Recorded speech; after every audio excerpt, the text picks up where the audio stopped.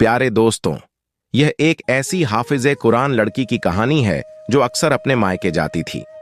वो मायके जाकर ऐसा क्या करती थी कि अल्लाह का इतना दर्दनाक अजाब आया, और उसकी भाभी ने उसके साथ ऐसा क्या कर दिया कि उस पर अल्लाह का इतना खौफनाक अजाब आया कि वो इबरत का निशान बन गई।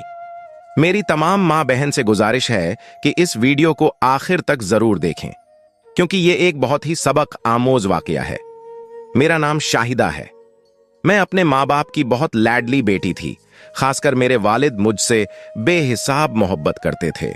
मेरी शादी मेरे वालिद की मर्जी से आसिम से हुई थी। शादी के बाद मैंने दिलो जान से आसिम को अपना शौहर माना और उसकी फरमामदार बीवी बनकर जिंदगी गुजारने लगी। आसिम भी बहुत अच्छा इंसान था। वो मजदूरी करता था और हम बहुत गरीब थे। हमारा गुजारा बहुत मुश्किल से होता था, लेकिन आसिम मेरी हर ख्वाहिश पूरी करता था। मैंने भी कभी अपनी ख्वाहिशें उसकी आमदनी के मुताबिक ही रखी और कभी उसे मुश्किल वक्त में अकेला नहीं छोड़ा। 2 साल बाद अल्लाह ने हमें एक प्यारी सी बेटी से नवाजा तो आसिम बहुत खुश हुआ। उसने पहली बार अपनी बेटी को उठाया और रोने लगा। वो कहने लगा, अल्लाह ने मुझे बेटी दी है तो मैं इसे बड़े नाजो नखरों से पालूंगा। बस अल्लाह से दुआ है कि इसके नसीब अच्छे करें। आसिम ये नहीं जानता था कि उसकी बेटी पर जिंदगी में कैसी कैसी कयामतें टूटने वाली हैं। उसकी बात सुनकर मैं भी रो पड़ी और अपनी बच्ची के लिए ढेर सारी दुआएं देने लगी। हमारे हालात चाहे जैसे भी थे, लेकिन इसके बावजूद मैं अपने शौहर के साथ सुकून से जिंदगी बिता रही थी। मेरी मां का इंतकाल हो चुका था और मेरे वालिद ही मेरा मायका थे। मेरा एक भाई था जो अब शादीशुदा था। जब तक मेरी मां जिंदा थी, मैं हफ्ते 2 हफ्ते में मायके का चक्कर जरूर लगाती थी, लेकिन मां के इंतकाल के बाद अब्बू अकेले रह गए थे, तो मैं हफ्ते में 1-2 बार जरूर जाती और अब्बू के साथ वक्त बिताती। उनके कपड़े धोती और घर के कामों में मदद करती।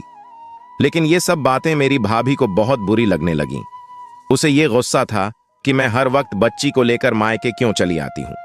अब्बू मुझे देखकर खुश हो जाते थे, लेकिन मेरी भाभी ने धीरे धीरे मेरे भाई को हमारे खिलाफ कर दिया। अब भाई मुझे अपने घर में देखकर मोहब्बत करने लगा और मुझसे मिलने के बजाय जल्दी से चला जाता। एक दिन मैं भाई के घर पहुंची तो अब्बू मेरी राह देख रहे थे। मेरी भाभी घर में ही थी। मुझे देखते ही उसने मुंह फेर लिया और कमरे में चली गई। फिर किचन में जाते हुए उसने बड़बड़ाते हुए कहा, लोगों को अपने घरों में सुकून क्यों नहीं मिलता? जब देखो मायके चले आते हैं। इसकी ये बात मुझे बहुत बुरी लगी। कुछ देर बाद भाई घर आया तो मेरी आंखों में आंसू थे। मैं भाई की लाडली बहन थी और हमारा बचपन एक साथ गुजरा था। मैं उससे छोटी थी, लेकिन बचपन में जो भी चीज स्कूल से खरीदती वो भाई को दे देती थी। भाई ने मुझे रोते देखा तो पूछा, क्या हुआ? क्यों रो रही हो? क्या शाहिदा ने कुछ कहा या कोई परेशानी है? मैंने जल्दी से आंसू पोंछे और कहा, नहीं भाई, बस तुम्हारी बीवी ने मुझे देखकर मुंह फेर लिया और मुझसे एक शब्द भी नहीं बोला, बल्कि तरह तरह की बातें करती रही। मैंने आगे कहा, मैं यहां अब्बू के लिए आती हूं। अगर तुम्हारी बीवी को पसंद नहीं तो मैं अब नहीं आऊंगी। भाई ने यह सुना और चुपचाप कमरे में चला गया। उसने जब अपनी बीवी से यह बात की तो भाभी ने शोर मचा दिया। वो लड़ने लगी और बात यहां तक पहुंची कि उसने कहा, इस घर में या तो तुम्हारी बहन रहेगी या फिर मैं। जब भी आती है घर का सुकून बर्बाद करके चली जाती है। शादीशुदा है तो अपने घर क्यों नहीं रहती? रोज अपनी बेटी को लेकर यहां चली आती है, मुफ्त की रोटियां खाती है। भाभी की यह बात सुनकर मेरा दिल टूट गया। अब्बू ने भाभी को डांटना शुरू कर दिया और भाई भाभी और अब्बू आपस में लड़ने लगे। मेरा दम घुटने लगा और मैं खुद को इस सब का जिम्मेदार समझने लगी कि मेरी वजह से उनके घर में झगड़ा हो रहा है। मैंने हाथ जोड़कर सबसे माफी मांगी और कहा, मुझे माफ कर दीजिए, आज के बाद मैं इस घर में कदम नहीं रखूंगी। अब्बू ये सुनकर रोते हुए कहने लगे, ये तुम्हारे अब्बू का घर है, तुम्हें यहां आने से कोई नहीं रोक सकता। लेकिन मैं चुप रही और अपनी बच्ची को लेकर वापस अपने घर आ गई। इस दिन के बाद मैंने कभी भाई के घर का रुख नहीं किया, हालांकि अब्बू मुझसे मिलने जरूर आ जाते थे। घर आकर आसिम को सब बता दिया तो आसिम ने मुझे समझाया, तुम्हारा भाई अब शादीशुदा है, उसकी अपनी जिंदगी है। आज के बाद तुम वहां नहीं जाओगी, बल्कि अगर तुम्हें अब्बू से मिलना होगा तो मैं खुद जाकर तुम्हारे अब्बू को यहां ले आया करूंगा। मैं भी खामोश हो गई, लेकिन अंदर ही अंदर ये बात तकलीफ देने लगी कि शादी के बाद मेरा भाई बदल चुका है।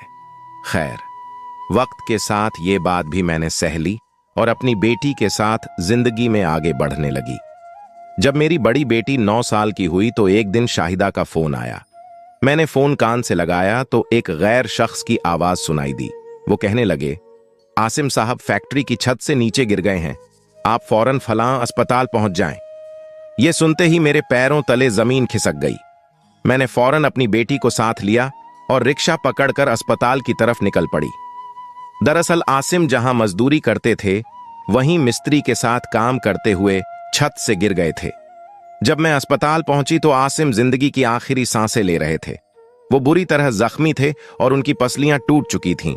मैंने ये मंजर देखा तो फूट फूट कर रोने लगी। मैं रोती हुई उनके बिस्तर के पास जाकर बैठ गई। क्या हालत हो चुकी थी मेरे आसिम की। डॉक्टर साफ कह चुके थे कि अब उन्हें बचाना बहुत मुश्किल है। आसिम धीरे धीरे सांस लेते हुए मेरी तरफ देखने लगे और कहने लगे, मैं जानता हूं मैं कुछ लम्हों बाद इस दुनिया में नहीं रहूंगा। लेकिन ये कहते कहते उनकी जबान उनका साथ छोड़ चुकी थी।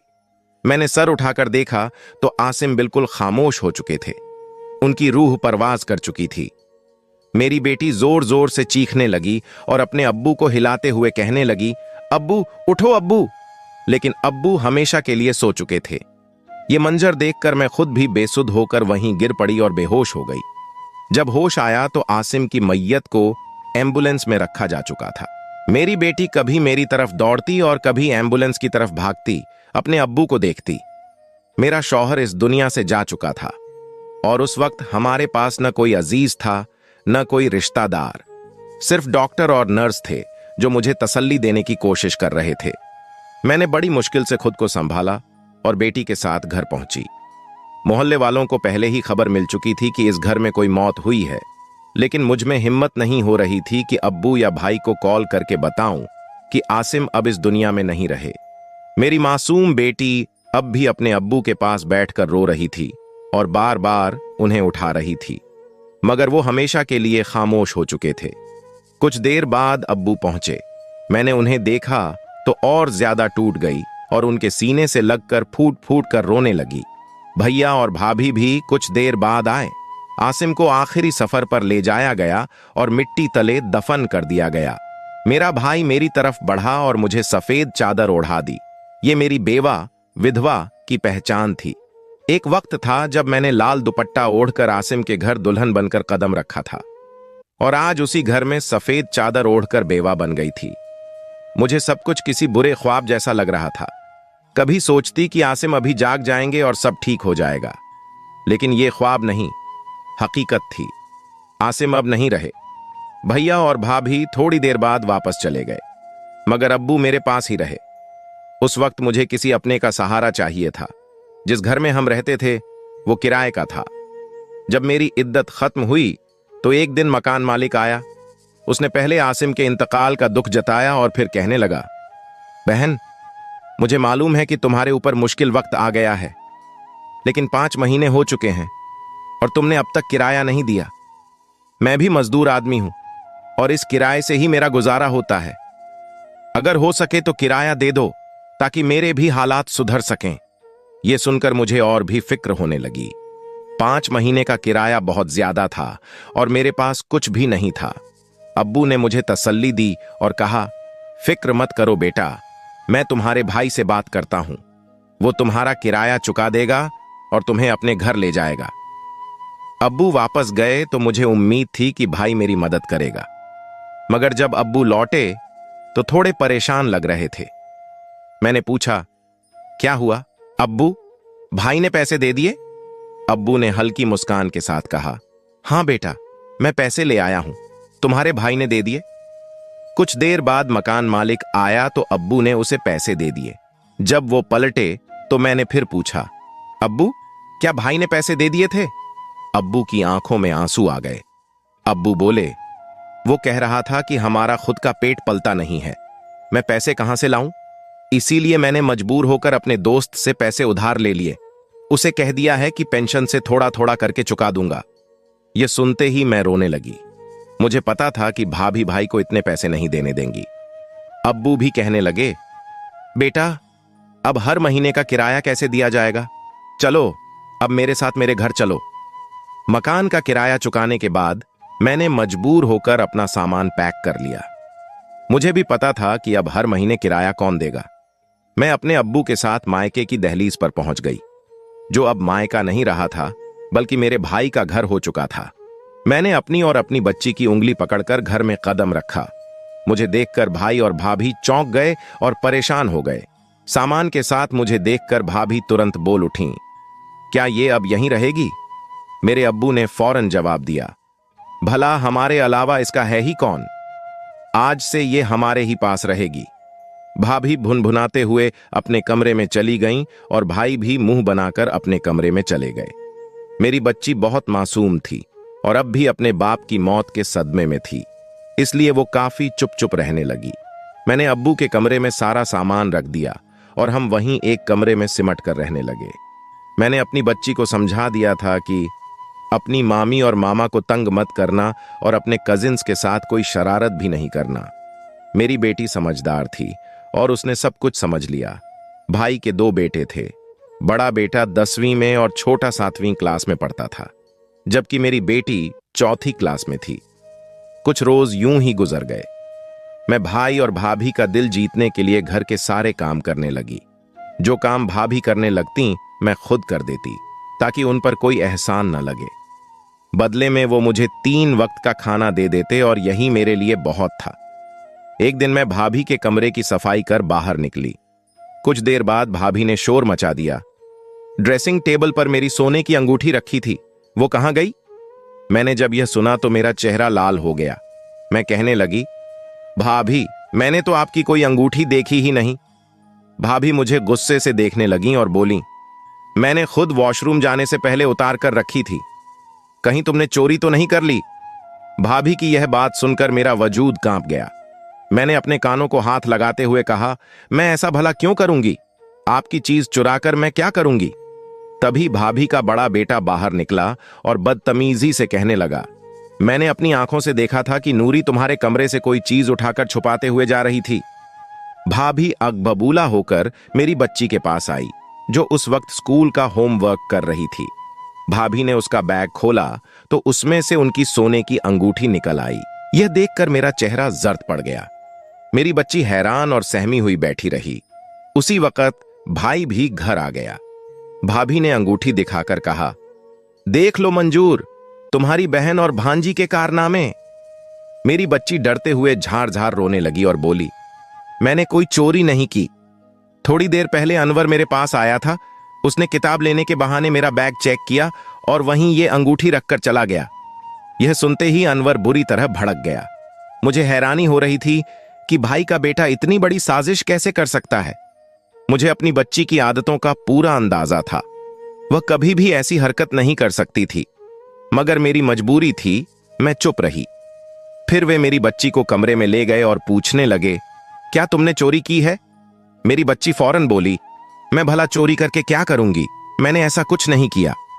मुझे अपनी बच्ची की बातों पर पूरा यकीन था, लेकिन मैंने उसे नजरअंदाज कर दिया और उसे सिर्फ अपने कमरे तक सीमित कर दिया।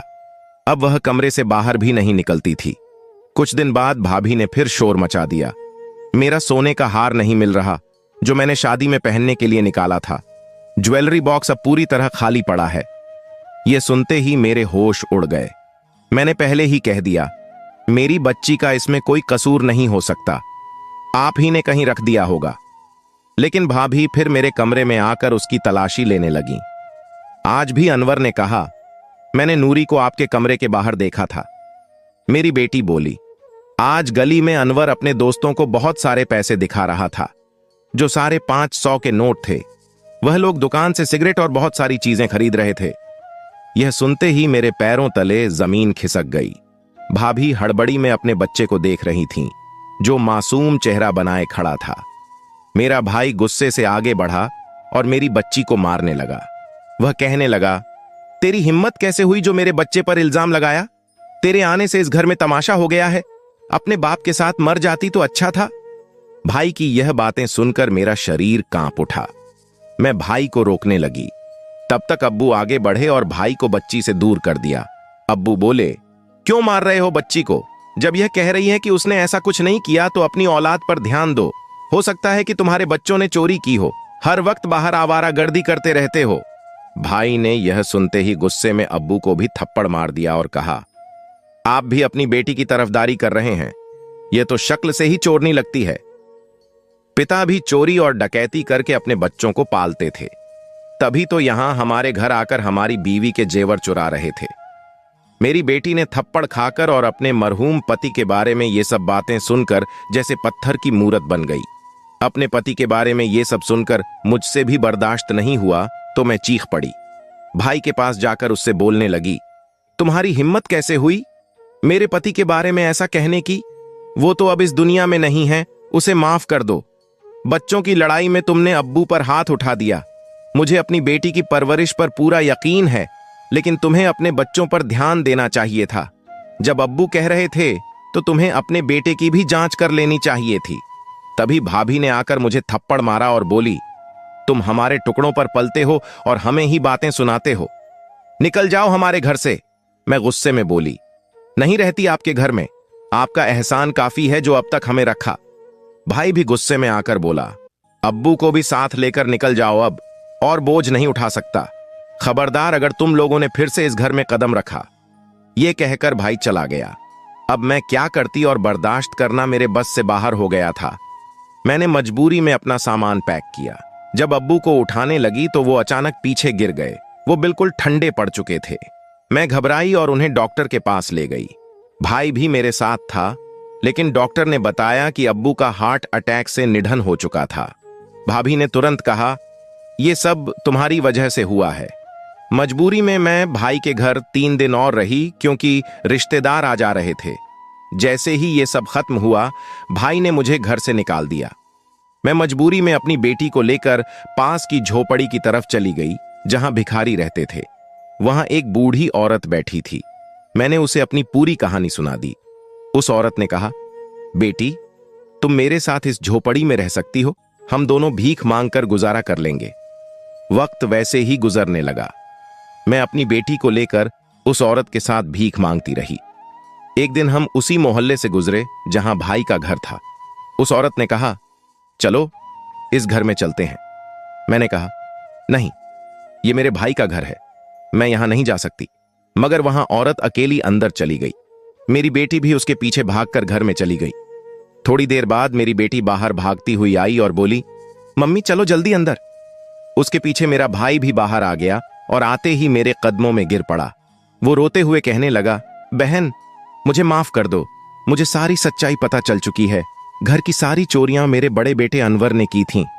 तुम्हारे जाने के बाद उसने डकैती और चोरी भी शुरू कर दी थी। पुलिस ने उसे गिरफ्तार कर लिया है और अब वो जेल में अपनी सजा काट रहा है। तुम्हारी भाभी के शरीर पर भी अजीब से नीले निशान पड़ने लगे हैं। डॉक्टर ने बताया कि उसे कैंसर है और वो आखिरी स्टेज पर है। वो अब जिंदगी की आखिरी सांसें ले रही है। उसे मौत भी नसीब नहीं हो रही।